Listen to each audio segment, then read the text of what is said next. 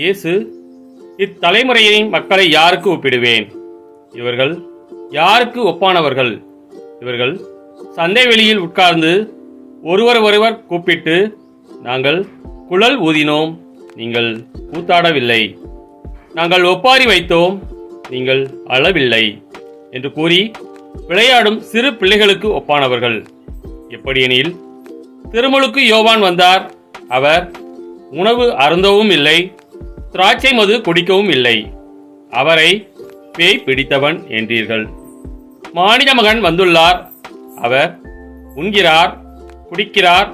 நீங்களோ, இம்மனிதன் பெருந்தீனிக்காரன், குடிகாரன், வரி தண்டுபவர்களுக்கும் பாவிகளுக்கும் நண்பன் என்கிறீர்கள்.